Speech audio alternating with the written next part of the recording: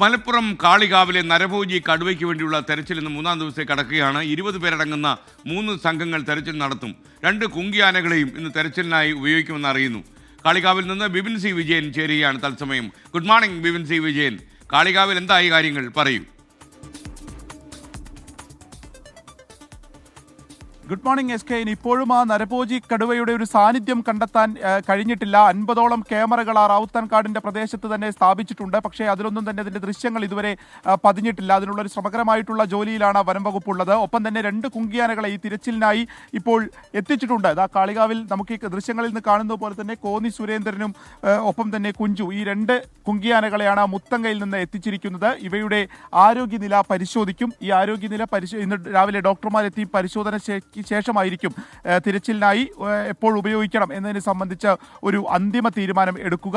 പറഞ്ഞതുപോലെ തന്നെ 20 പേരടങ്ങുന്ന 3 സംഘമായിട്ടാണ് തിരച്ചിൽ. അതിലെ ആദ്യത്തെ യൂണിറ്റ് ഇപ്പോൾ തന്നെ ആ കടുവ ആക്രമിച്ച ആ പ്രദേശത്തേക്ക് പോയിട്ടുണ്ട്. അവിടെ തിരച്ചിൽ നടത്തുന്നുണ്ട്. അവിടെ സ്ഥാപിച്ച ക്യാമറകളിൽ ദൃശ്യങ്ങൾ പതിഞ്ഞിട്ടുണ്ടോ എന്നുള്ള പരിശോധനയാണ് ആദ്യഘട്ടത്തിൽ നടത്തുക. അതിനുശേഷം ഇപ്പോൾ ഒരു ഡ്രോൺ പരിശോധന ഉൾപ്പെടെയുള്ള കാര്യങ്ങളിലേക്ക് കടക്കുകയും ചെയ്യും. CCF ഉൾപ്പെടെയുള്ളവരും കാളികാവിലുണ്ട്. മറ്റൊന്നുള്ളത്, ഈ കാളികാവിനെ സംബന്ധിച്ച് ഇവിടെ ഏറ്റവും കൂടുതൽ ഈ സാധാരണ കൂലി തൊഴിലാളികളാണ് കൂടുതലുള്ളത്.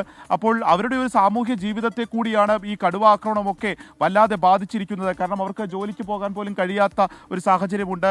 എന്താണ് ചെയ്യേണ്ടതെന്ന് അറിയില്ല. കാരണം രാവിലെ പോകുമ്പോൾ ഒരു കടുവാക്രമണം ഉണ്ടാകുമോ എന്ന് പോലും ഉറപ്പില്ലാത്ത സ്ഥിതിയാണ്. ഇന്നലെ ജോലിക്ക് പോയിരുന്നു ചേച്ചി?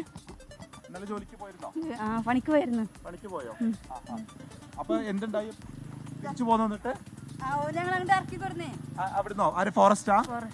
പണിയെടുക്കണ്ട അപ്പൊ ഞങ്ങൾ ഇറക്കി കൊടുന്നു. അപ്പൊ ഞങ്ങൾ പറഞ്ഞു ഞങ്ങൾക്ക് പണിക്ക് പോയിരിക്കാൻ പറ്റില്ല, ഞങ്ങളെ വരുമാനം ഇങ്ങനെ തന്നെ ഇതിൽ നിന്ന് കിട്ടിയിട്ട് വേണമെന്ന് പറഞ്ഞു. ഞങ്ങള് പോവാനും പറ്റില്ല എന്നുള്ളൊരു അവസ്ഥയല്ലേ? കാരണം സുഖമില്ലാത്തൊരു കുട്ടിയുണ്ട് എൻ്റെ അടുത്ത്, എൻ്റെ വീട്ടിൽ. അതിന് മരുന്നും ഗുളിയും വാങ്ങണം. അതിന് മുൻപ് ഇങ്ങനെ കടുവ പേടിയിൽ ജോലിക്ക് പോയിരുന്നിട്ടുണ്ടോ? പോയി, പട്ടിനെ കൊണ്ടുപോയി. അതൊന്നും അവര് സർക്കാർ ആരും വന്ന് തിരിഞ്ഞു നോക്കിയിട്ടില്ല. ഇപ്പൊ ഒരു മനുഷ്യന്റെ ജീവൻ പോയപ്പോ വന്നു. അപ്പം ഞങ്ങൾക്ക് ഇപ്പം മലയിൽ കൂടെ പണിക്ക് പോകണല്ലോ. ഞങ്ങൾക്ക് അതിനെ കൊല്ലണം. കൊന്നുങ്ങൾ ഞങ്ങൾക്ക് ഈ നാട്ടുകാർക്ക് കാണിച്ചു കൊടുത്തിട്ടേ കൊണ്ടുപോകാൻ പറ്റുള്ളൂ. അതെ എസ് കെ, ഇവിടെ ജാഗ്രതാ നിർദ്ദേശം പുറപ്പെടുവിച്ചിട്ടുണ്ട് വനം വകുപ്പ്. ഒപ്പം തന്നെ ഇവിടെ ഇപ്പോൾ വിളിച്ചു പറഞ്ഞിട്ടൊക്കെ പോകുന്നുണ്ട്. കാരണം പാറശ്ശേരിയിൽ ഒരു കടുവ സാന്നിധ്യമുണ്ട്, അതുകൊണ്ട് തന്നെ ആളുകൾ ശ്രദ്ധിക്കണമെന്നൊക്കെ അതിൻ്റെ ഒരു വിളിച്ചു പറഞ്ഞൊക്കെ പോകുന്നുണ്ട്. അപ്പോൾ അതുകൊണ്ട് തന്നെ ഇന്നലെ ജോലിക്ക് പോയ ഒരു സ്ത്രീയുടെ വാക്കുകളാണ് കേട്ടത്. അവർ കാട് വെട്ടുന്ന തൊഴിലായിരുന്നു. അപ്പോൾ ഇന്നലെ പോയപ്പോൾ ആ പ്രദേശത്ത് നിന്ന് വനം വകുപ്പ് ഇപ്പോൾ അവിടെ ജോലിക്ക് പോകരുതെന്നാണ് പറഞ്ഞിരിക്കുന്നത്. അപ്പോൾ ഇനി എന്ത് ചെയ്യണമെന്നുള്ള ഒരു വലിയ ചോദ്യം കൂടി അവരുടെ മുന്നിലുണ്ട്. അപ്പോൾ എത്രയും വേഗം ഈ കടുവയെ പിടികൂടുക എന്നുള്ള ലക്ഷ്യം മാത്രമാണ് ഇനി മുന്നിലുള്ളത്. ജീവനോടെ അല്ലാതെയോ അതിനെ പിടികൂടുന്നതിന് വേണ്ടിയിട്ടുള്ള എല്ലാ സജ്ജീകരണങ്ങളുമായി വനം വകുപ്പുണ്ട്. ഒപ്പം തന്നെ നാട്ടുകാർ അതിന് പിന്തുണയുമായി നിൽക്കുന്നു.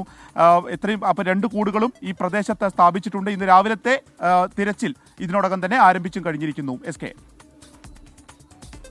ഇല്ല, ഓക്കെ. കാളികാവിൽ നിന്ന് ബിപിൻ സി വിജയനാണ് വിവരങ്ങൾ നൽകിയത്.